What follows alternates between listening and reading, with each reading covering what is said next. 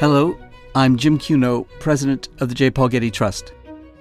Welcome to Art and Ideas, a podcast in which I speak to artists, conservators, authors, and scholars about their work. For many of us, this is the high point of Greek art. These figures walk and stand and gesture like real bodies. You can imagine these figures coming to life, walking off the pedestal.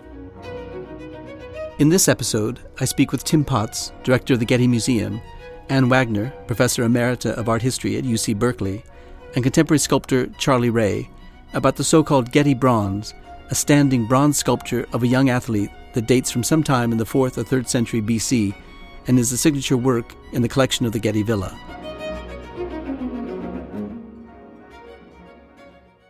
I met with Tim, Anne, and Charlie in a gallery at the Getty Villa where the Getty Bronze is on display. The sculpture is in good condition, although its feet are missing. Just how its feet were lost is a matter of some speculation, but it quite likely occurred when the ship transporting it from ancient Greece sank in a storm. When it was found by fishermen in the Adriatic Sea, encrusted with shells, coral, and mud, it had been submerged for some 2,000 years. Its history raises questions about the nature and scale of the imperial Roman trade in Greek bronzes and the relative aesthetic merits of the sculpture's water-damaged surface. As Tim is a specialist in ancient art, Anne, an historian of modern and contemporary art, and Charlie, a renowned sculptor, it was no surprise that they had different responses to the Getty Bronze. I began by asking Tim to describe the sculpture. It's a more or less life-size figure in bronze of probably a youth, an ephebos, who's someone aged late teens, perhaps around 20. He's clearly an athlete, and he's won a competition of some kind because he's wearing... You say he's clearly an athlete, and what is it about him that makes him seem so clearly to have been an athlete? The wreath. He has the wreath, which is a laurel or olive wreath, which was the traditional prize or signifier that you've won an athletic competition of some kind in either probably the Olympic Games, the ones in Olympia, or the ones in Delphi. And he's gesturing with his right hand towards the wreath. He's either just placed it on his head or he's about to take it off, which you would often do and then dedicate the wreath in honor of the gods. So it could be putting it on or taking it off. In fact, so this would emulate an actual activity? Yes, they would do this often as a sort of sign of their piety to dedicate their victory and the wreath to the gods. He's shown naked, as athletes were. They tended to practice the games, the competitions, nude. This was another expression of what we call the heroic nudity of classical life, where great heroes, whether they're warriors, athletes, or whatever, they were proud of their bodies. It was the expression of their strength and virility and everything else. So they tended to work out in the gymnasium, have the competitions naked, then oil the bodies. What would be the purpose of the sculpture? This the sculpture would be a commemorative, celebratory sculpture to celebrate the victory of this athlete. And a particular athlete who might have been known. A particular athlete who had won at a particular games. And these would be dedicated either in the place where the games had been held, so normally Delphi or Olympia, or perhaps in the hometown of the victor himself, that the town would pay for. These are expensive objects. Bronze was a precious material. And these would be set up at the hometown to celebrate this great achievement, or, as I say, to the gods in the sanctuary of Apollo in Delphi or of Zeus at Olympia. This was a common practice, part of, if you like, the celebration of athletic achievement. We can't tell really what sort of athlete he was. The age of the figure is such that he's not yet, fully formed man with, the very, the extreme musculature that you get in some of the sculptures. He's not a boxer or anything like that. He doesn't have quite the physique for it. If he's meant to represent a particular athlete, that is an athlete that might have been known to a public, is there any indication that we actually know the names of any such athletes that were memorialized by sculptures? Yes, there's sometimes textual references to, particularly famous and successful athletes. Sometimes on the bases of the sculptures, you'll get the name of the athlete that they're celebrating. But of course, we don't have the base from this one, so we don't know who he was. And probably never will. Obviously, the physical condition or the material condition of the sculpture indicates that it was removed from the base by being torn from the base, or somehow removed in such a way that it's lost the lower parts of the legs and the feet. Is that some indication that's meaningful to us of how it was removed from its location in Olympia or wherever it was?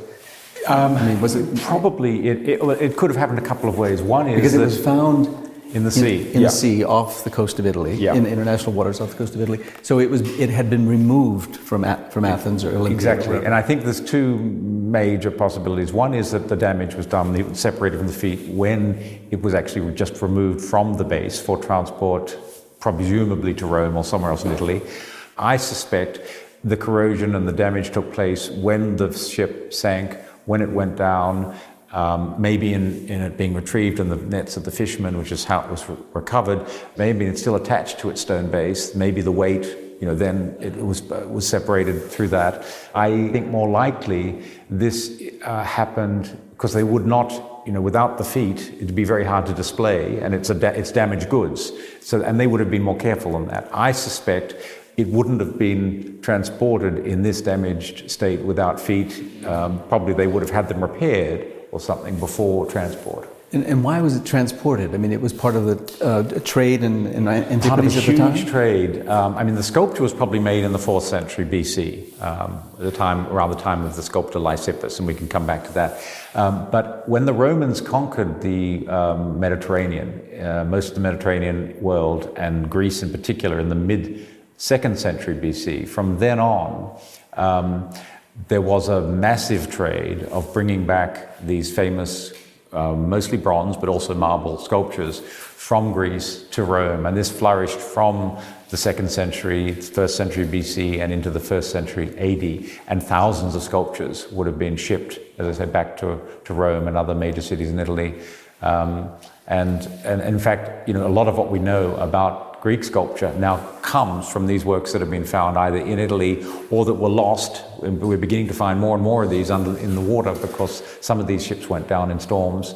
So if this had particular meaning in its location, we'll call it Olympus as the site for which it may have been made and therefore meaningful in that site, and it was removed and then taken to Rome or Italy, it wouldn't have had that same meaning, I guess. It would have become now a prized possession, an antiquity, as opposed to a they would have been set up, they could have been set up again in gymnasia and other public spaces, but they were also being actively acquired by private individuals, wealthy people who are in villas in Pompeii and Herculaneum, places like that, or in Rome itself. And the emperors themselves, of course, were great collectors of these things. And there's a famous Lysippus, work by Lysippus, in the style of this sculpture, known as the Apoxyomenos, the scraper, which had been installed in the baths in Rome and was one of these very famous public works on public display. And then Tiberius, the emperor, decided it was so nice he'd like to have it in his private apartment, so he took it. And there was such an outcry from the public that he had to agreed to put it back on public display.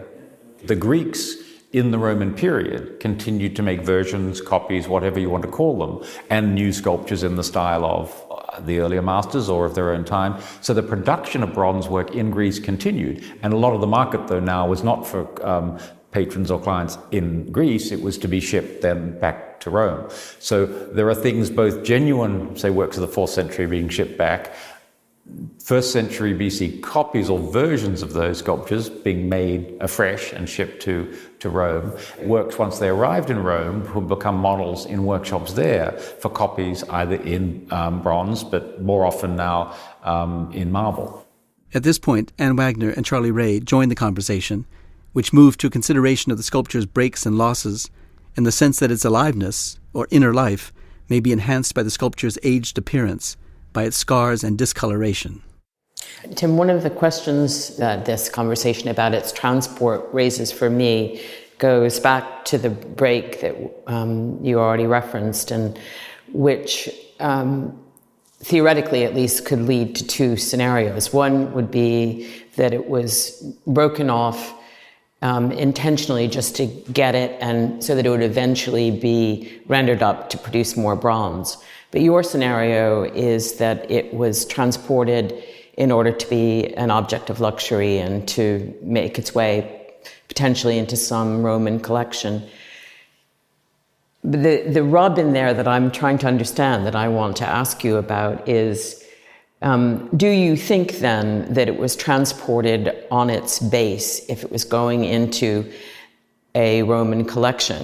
And the reason that I ask that is because I sort of had the feeling that one reason it would break at its ankles off the base would be if it was weighted to stand up properly, or if it was securely affixed, it would break in that way. So do you think that there was any chance that it was robbed for plunder, or do you think it was transported with its base, which would give it kind of more, I don't know, erratic meaning in the Roman context? I think there was such an appetite for this sculpture and such a market for it. I think it's very likely that it was being transported as a work of art to be collected and, you know, admired as a work of art, not just to be recycled, because they could have melted it down in Greece. That's a much easier way to do things. But I agree entirely with you. The ankles are the weak point in most sculptures. That's where things tend to break when particularly if there's a very heavy, at the bases, the plinths, of course, are stone. Well, it could be bronze or it could be stone, and they're very heavy. So if in going down in the shipwreck, there would be a point of tension, it's going to snap most likely at the ankles. And that's my suspicion, that it was actually during the shipwreck that this was disconnected from the feet and the base, and they're probably at the bottom of the ocean. I mean, the ankles seem to be really sort of revealing points at the moment we start to think about its fabrication, partly because the way that the metal sort of rips. Would it not bend more though? Let's just say if it had this great weight of a stone base and it tumbled off a ship in a storm, let's just say, and it, you know, with a shock hit the bottom, or someone went to plunder it off the base or something. I mean, just these breaks are, as you said, snaps. And my experience with metals, I mean, bronze has more of a brittleness to it than something with an alloy like steel, but would it snap like that? Or, I mean, does this follow a seam line per se? It is a tear. I mean, look at the very irregular, contour of the break. It's not, if they were cutting off, if they're cutting it off, it's not a cut. It's happening through an accident of some kind, I think. And so that sort of actually lends weight to the idea that it was being transported to Rome as a work of art, and not some sort of plunder notion, which would be the alternative. It really looks like the violence of accident, you know. And Tim, you referenced Lysippus with regard to this, and it would have been prized if it had been by Lysippus, or thought to have been by Lysippus, or in the manner of Lysippus. I mean, in particular, that association privileged this as an object for the trade. Is that right? Absolutely. I should emphasize the view that this is either by Lysippus or in the style of Lysippus, who was the major sculptor of the 4th century BC, was the court sculptor of Alexander the Great, almost certainly traveled with him on his conquests. It's certainly in that style of that moment, and the quality of it is very high, and therefore what we would expect of a Lysippus. None of his bronzes that we can be sure are actual originals by him have survived. Like this, they are attributions. So we can't say that it's Lysippus for sure. There isn't an inscription or anything else to tell us. But from what the ancient authors describe of his style, the nature of his particularly renowned for the sort of naturalism of his works, and the hair, the animation of the hair, and the fluid musculature. You might notice this is it's partly his youth, relative youth, but also the style, the sort of fluid, softer form of the musculature, whereas in the earlier in the classical period, there were these sharper divisions. They were sort of beefier, more angular, if you like. This has a more natural fluid stance, which is exactly what we hear was typical of Lysippus's work. So I think it's a plausible attribution, but like many of these things, we can't, be absolutely definitive. It's those qualities, it's Lysippin qualities, that feed back into the idea and complicate the idea that it's a straightforward portrait, because there's enough about that visage to take it away from individuality into a kind of, not quite a heroization, but an idealization in Lysippin terms of what the hero might be. He's a bit like Alexander, but he also has he has consciousness, I think. I don't know whether Charlie would agree, but he sort of has an internal vision. Oh, yeah. There's a lot of attitude that he's looking towards this dedicatory his whole ritual. body has it. Yeah. I mean, and this is kind of fascinating. If you look at the penis to the testicles, they're not flat on the ball sack. It's lifted slightly. There's space between the testicle and the penis. So normally that's all going to be kind of dropping Flaccid, together. More. And it isn't that it's not flaccid, but it's given it, the artists have given it and a sense of life or something. Yeah, the kind of pneuma of the ball sack and just a sense of life. And then this adjusting or taking the reef on or off, but this gesture of it's so delicate here, and that's where thought is, his mental, he's thinking, he's, so there's all this like alloy of intentionality, just pushing through the musculature and the gestures of the piece. But that tension, extraordinary. That tension between stylization or idealization and the particularity of a kind of intention that you identified in is characteristic of what we call the Hellenistic style, right? I mean, that's something that distinguishes from the classical. So this actually featured in an exhibition that we organized here at the Getty Center around the concept of the Hellenistic style or Hellenistic sculpture. And so Tim, talk to us about that and the role that this sculpture played in the development of that exhibition. Well, it is one of the great early masterpieces of that transitional period from classical into Hellenistic. Hellenistic art is defined as the period from Alexander the Great, so the 320s BC basically, down to the 1st century BC. And Lysippus is the transitional figure. I mean, he starts his career, say, in the mid-4th century, perhaps as early as the 360s, and then continues, as I say, working for Alexander. The famous portraits of Alexander are believed to be by Lysippus, and had a very long career, perhaps even down close to 300, so a career of 60 or maybe even 70 years. And he alone is said to have produced, Pliny tells us that he produced over 1,500 sculptures, so huge output.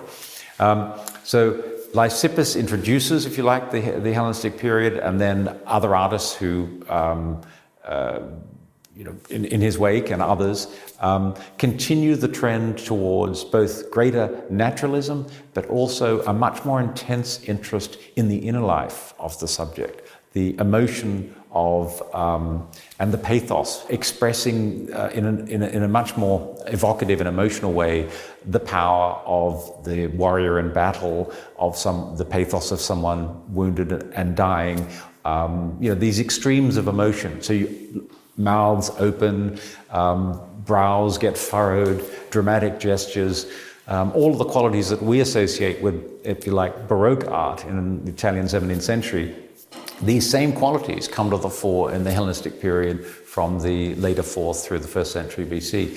So for many of us, this is the high point of Greek art. This is art which has gone through its austere, rigid, heroic, but rather formal phases in the archaic and classical period. And here it truly comes to life. These figures walk and stand and gesture like real bodies. They have their weight, as this one does, on one leg, trailing the other one. The poses, the gestures. You can imagine these figures coming to life, walking off the pedestal. And in fact, the ancient authors talk about this, saying that Lysippus himself, he had this great ability to imbue his figures with a great sense of reality and a quality of being living. All that they lacked was actual breath. And in that respect, to you, Anne, the question, you've written that every work of sculpture, whether abstract or figurative, is both a material and a bodily entity. What did you mean by that? And it's related, I think, to also something that you've written about the sculpture having the capacity to invest inanimate materials with some vitalizing quality without ever quite erasing the work's thingness from our minds. So that tension, that it is both a physical thing and then that which is invested with life. This continues to strike me as the most marvelous thing about sculpture, that you always have to play between your sensory knowledge that you can touch it and it's made out of tangible materials, oftentimes that crop up elsewhere in life. So you might see a hunk of stone and you know that it could be used to make a building or it could be used to make a statue. And then you kind of think between building and statue, or between, blockiness and statue, or marbleness and statue. These things go back and forth. And in the case of this work, I think Tim sort of already spoke to it, and when he used the word fluidity to talk about Lysippin style, one of the things that bronze is made to be is malleable. It's fired and it becomes a liquid, and that liquid shaping capacity, that liquid takes the shape of the mold to which it's assigned, but you can't forget that meantime that you're looking at a metallic form. So body and bronze become one, but they're never entirely one. That's what I'm meaning, that you can't merge them, and they're not meant to be merged, partly because the sculptor and the sculptor will capitalize on what he or she knows about the qualities of the material that's being worked with. And of course, over the centuries which this has survived, its materiality has changed because of the conditions in which it was buried for so long in the sea. And so we're looking at something that is quite different, or at least different, than what those of the time of its making saw in its surface. Yeah, well, I was thinking about that, the way that we that the patination of ancient bronzes has changed so much over time, and scholars think that they flashed and were brighter than they are now. And I was thinking how grateful I am that I get to know them in their darkness. And also this one, the surface of this sculpture is sort of almost impossibly beautiful. It actually reminds us of other kinds of things in the world, kind of amazing conglomerate rocks, and it's so full of color. And I'm, if there are such things as happy accidents, there is at least part a happy accident. It's sad that it lost its feet, but it's fantastic that it gained the surface. It's a very modern aesthetic, though, liking this. Yeah. For the Greeks, this was, of course, it's bright green, and then it's almost black, and then it's this deep bronzy brown. What did it look like originally? What do we know about how original bronzes looked? Well, it would have been this more gleaming golden color. And what makes up the color? Well, the alloys, the amount of tin. Tin is the main other alloy. This was, anywhere from 5 to 10%. This one, from the analyses we've done, is about 10%, which is in the normal range, but at the higher end. Layered in other things. Some glowing greenish or glowing goldish color? More glowing golden. The tin makes it less coppery and more yellow, if you like, and more golden colored. They inlaid parts with copper. The nipples here and the lips are those copper? Inlaid in copper. Yep. So they would have been a redder color in contrast to the gold color of the body. The pure copper color. The teeth sometimes, I'm not sure we've got teeth with this because the lips are more or less closed, but sometimes the teeth are silvered, and the eyebrows will also normally be copper, sheets of copper very delicately cut and then applied. But the overall effect was the eyes would be glass? And the eyes would be inlaid, usually with glass, but it can be also, marble or white stones, or even shell or bone for the white of the eye, but normally then glass. Sometimes things like obsidian for the pupil. It varies, but it's glass, some combination of hard stones, glass, occasionally shell and bone. I have been thinking about this idea of brightness, and one of the things which is so striking in the Iliad is that in warfare, and when men appear to fight before each other, to compete in games, they shine, they have brightness. And if we think about a place of dedication where these works had a glow or a gleam, they had this sort of quality of a sort of apparition, and which is what shining does. And I like to think about that sort of apparitional moment within a ceremonial and sacred and dedicatory context. And I also think it's essential that we understand it as kind of being the flip side of war, that the shine is there in both places. I don't ever want to see them all shining in any mock-up. I would never, ever want to see the Parthenon with a bunch of shining figures around it, because it wouldn't be able to carry for me that marvelousness, because I wouldn't be infused with my belief. But to know that was part of it, I find sort of magical. I find that a magical knowledge, but maybe not the knowledge that you or I might take about the pressure of space on the body, or the fluidity of the muscles, or the tightness of the ball sack and its seedy contents, and all of those other things that seem so marvelous. I'm have slightly different. I'd love to be able to walk through the Acropolis of the 5th or 4th century BC, see or one of the great gymnasia or other things, to see the architecture, which also the columns and the architectural sculptures would have been painted. The marble sculptures would have been largely painted. These bronzes would have been all gleaming. We imagine that being too bright, too, in a way, kitsch. Because the modern, as we were saying earlier, the modern reconstructions of it are that way.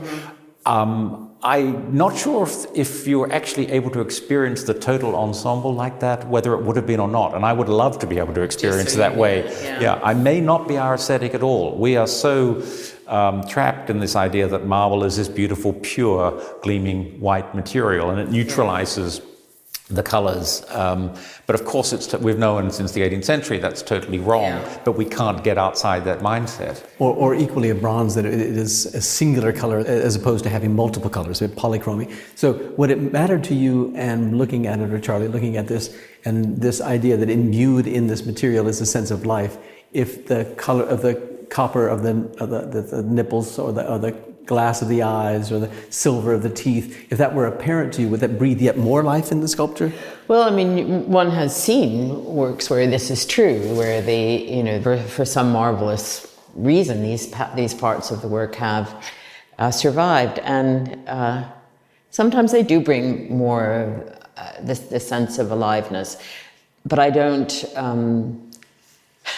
There's a funny little Roman head in this museum, a little portrait, a Roman portrait of a girl with her eyes still in there, and but she doesn't really have aliveness, because they're not all that well done. They're kind of, it really depends. It's to us, and then there's to them. Do you know what I mean? So like, it's like there is. When I look at this, there's not anything lacking that I want to see it differently or put it back into it. I would gladly go. There's no such thing as a time machine, but I would gladly go to the Acropolis and look at how they were painted and how things were. I'm sure I wouldn't understand them. It's like the old idea, if your dog could talk to you, Wittgenstein's idea, if your dog could talk to you, you wouldn't be able to understand what it had to say. I think if I went back there and saw these painted with glass eyes and sandals and all that, we had a hard enough time when I was young coming to terms with the Degas in the tutu, with the ribbon in the hair. It would look so, it isn't that they would look kitschy, I wouldn't have the ability to understand them, just as coming up, they would be horrendous if someone from the ancient world saw it like this. They say, beyond repair. The surface is gone. Throw it out, melt it down, start again. But it isn't that,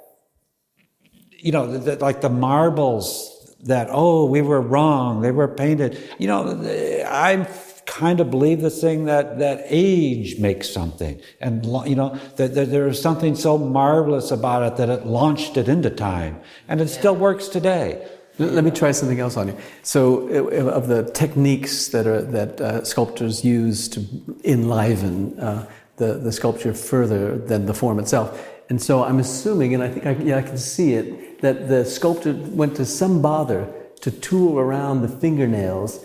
That's beautiful. To bring them to life, or for him to feel that the sculpture was complete, that it wouldn't have been completed without it, even if that tooling wasn't particularly visible in the original location in which the sculpture would have been seen. In other words, for the artist to finish the work it had to do something that probably would not be seen or appreciated by all those who saw it, but in his mind, it was necessary to give the fingernails that completion. They did. They chased the often in the hair, things like, as you say, details of hands and so on.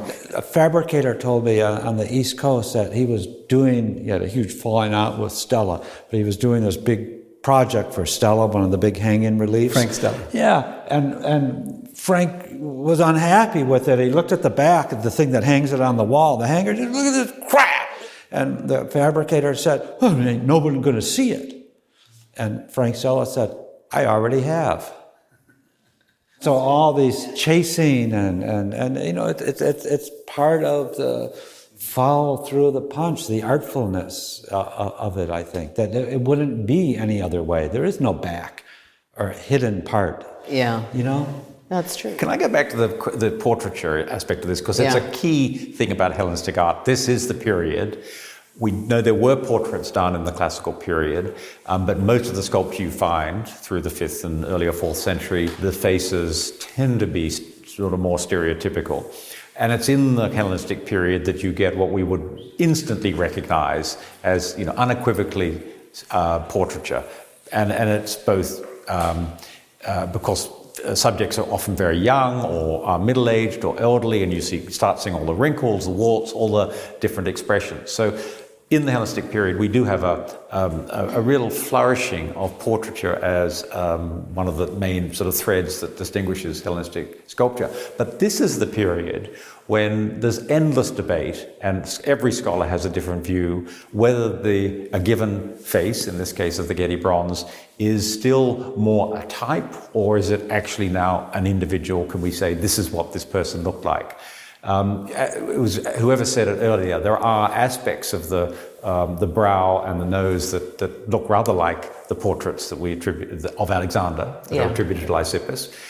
To me, this is one of those in between faces that really it's impossible to know. I mean, someone could have looked exactly like this, and the artist did their best and achieved a good likeness, or they may just be playing off what was a fairly conventional mid-4th century face. And there's many other sculptures of the 4th century that have faces, you know, quite similar to this. Some of them by Lysippus, some no doubt by other sculptors. Part of Anne's interest in sculpture and its life-likeness quality depends on a sense of convincing portrayal of a person, right? Well, it can't be abstracted, no? No, I don't think aliveness in a sculpture means realism by any means. I really don't think so. I think that aliveness has to do with you know, the physicality and of the work as a whole, you know, and the interchange between representation and medium. And I don't think that that's only conveyed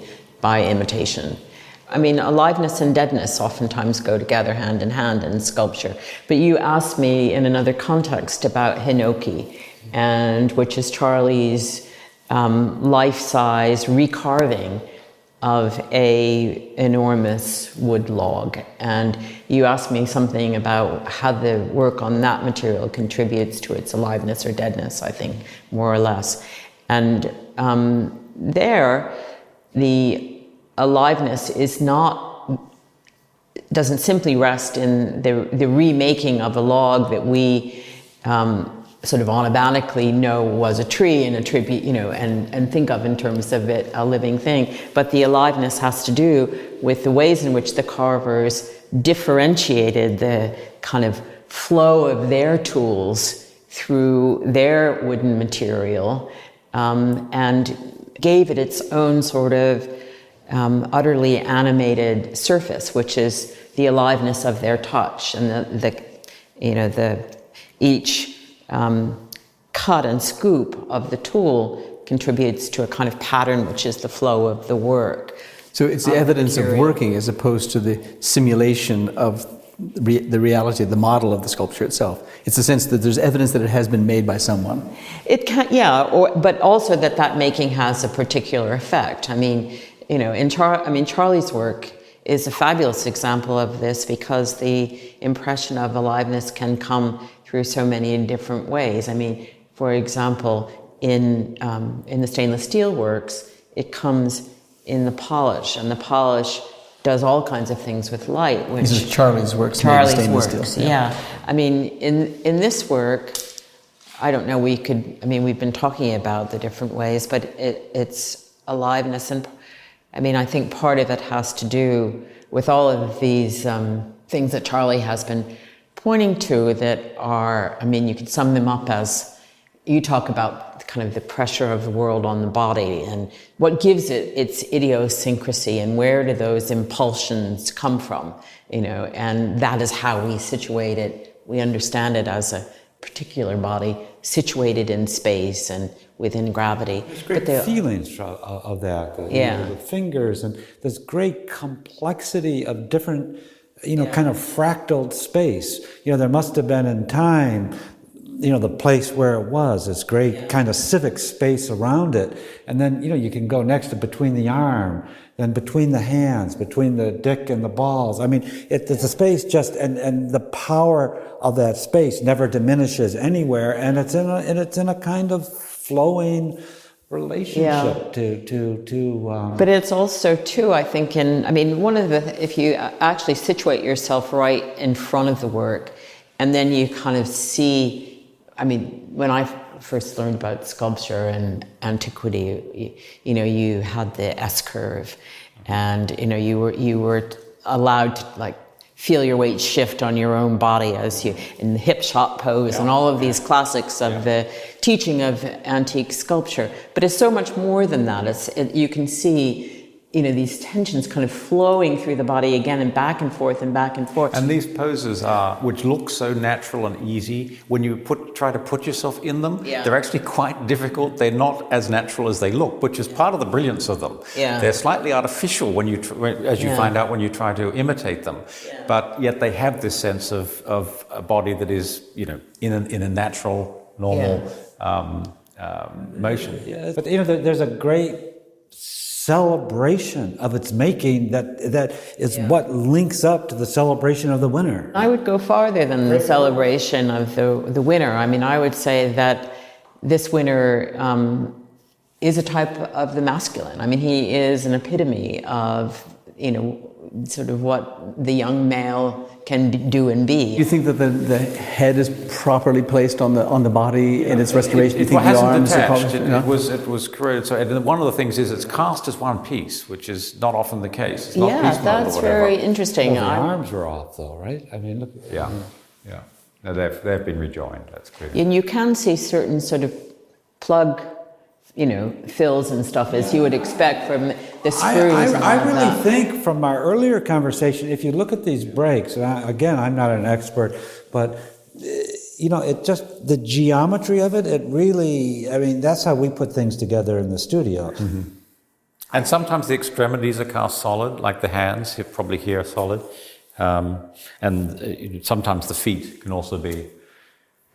But back to this orientation relative to the base and how it's been installed on the base, and the question that you raised just before we got on to taping, as to whether it should be projecting forward more than it currently is, and what's the meaning of that projection? Is that any relationship to the posture? Well, but without feet, I think if you put it more, let's say it was more forward, and that could work really well with feet, but without feet, if you put it more forward, it's going to look like you really made a mistake. Yeah.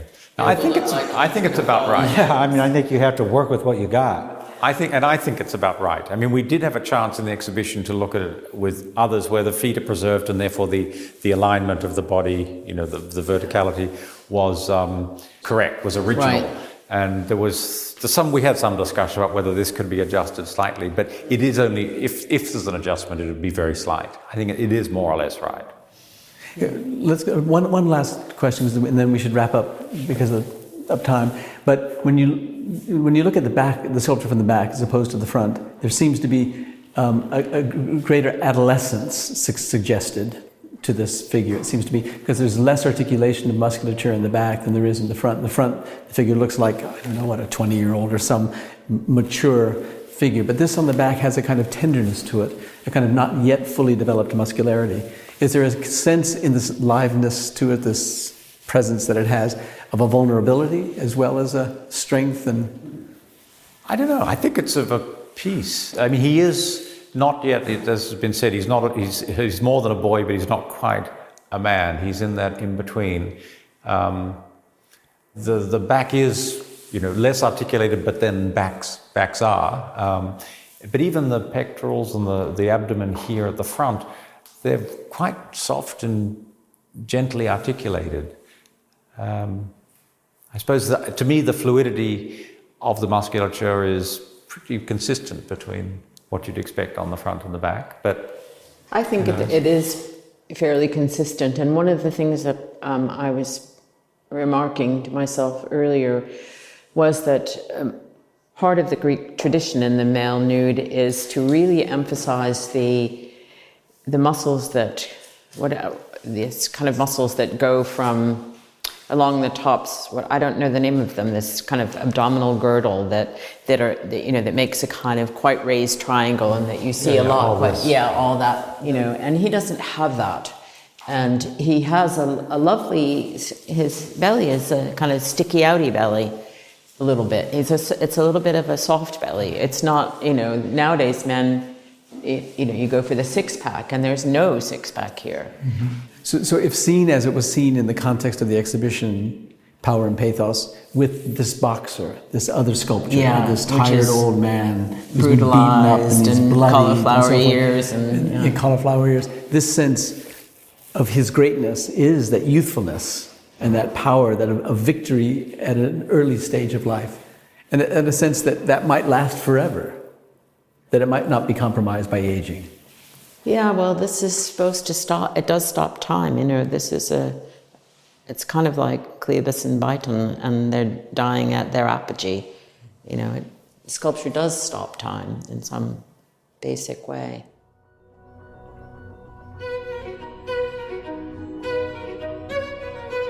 The exhibition we referenced near the end of our discussion was the Getty Museum's exhibition Power and Pathos, Bronze Sculpture of the Hellenistic World, which was on view at the Getty Center from July to November 2015. To learn more about that exhibition, to see the Getty Bronze in the context of other Greek bronzes, and to find more resources for this episode, visit getty.edu/podcasts.